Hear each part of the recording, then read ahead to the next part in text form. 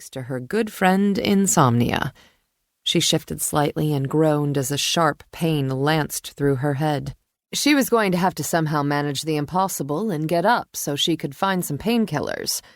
She took a centering breath, nose wrinkling as she picked up something else beneath the overwhelming scent of tequila, something that didn't belong. Was that... She tensed. Oh God, no. No. Even her drunken self couldn't be that stupid. Clamping her lips to stop herself from retching, she stiffly rolled onto her other side. Waves of nausea rose up, but she was more hung up on the fact that, yep, she was that stupid. The proof was sleeping right beside her on his stomach, smelling of sex and his signature scent, harvest spice, warm apple, and wood smoke.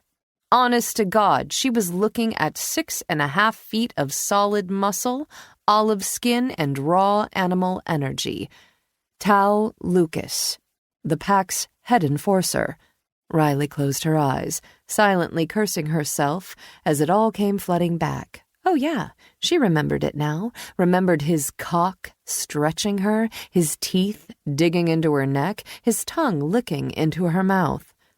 Remembered coming hard as she clawed at his nape and shoulders while he hammered into her.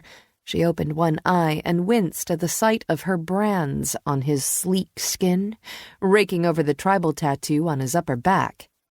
Damn, this was bad. While Riley didn't have any hang-ups about one-night stands, shifters needed touch, social and sexual, she did have some standards, believe it or not, and she at least required that any guy she took to her bed actually like her. Tao might want her, might even act possessive of her, but he didn't like her, and yeah, that kind of chafed.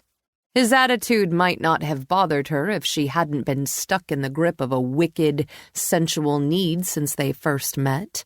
Her raven wanted him with that same primitive intensity, not at all hung up on the fact that he didn't like her. The avian was much too intrigued by him to care, which was understandable.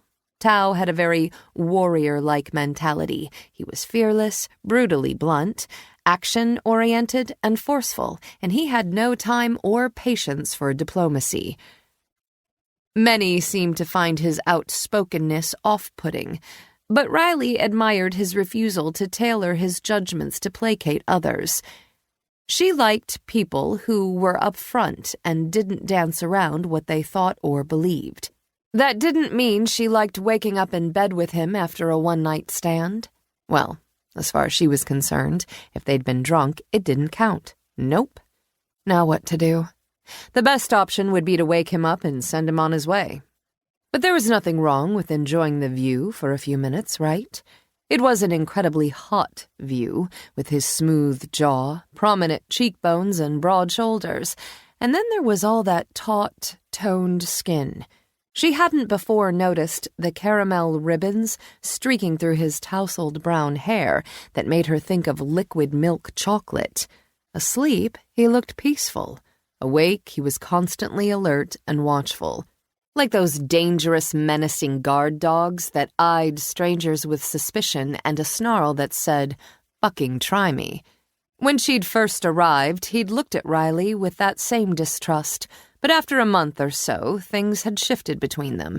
The distrust in his gaze had been replaced by something else, something just as intense that made her tingle in places that had no business tingling.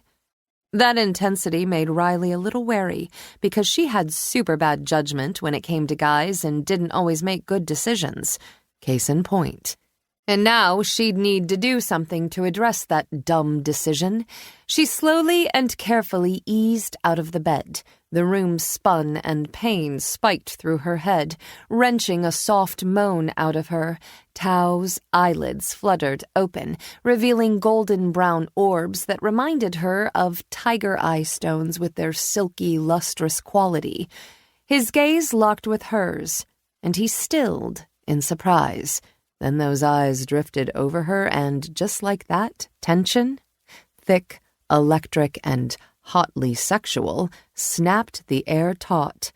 She probably should have grabbed her dress from the floor to shield her naked body, but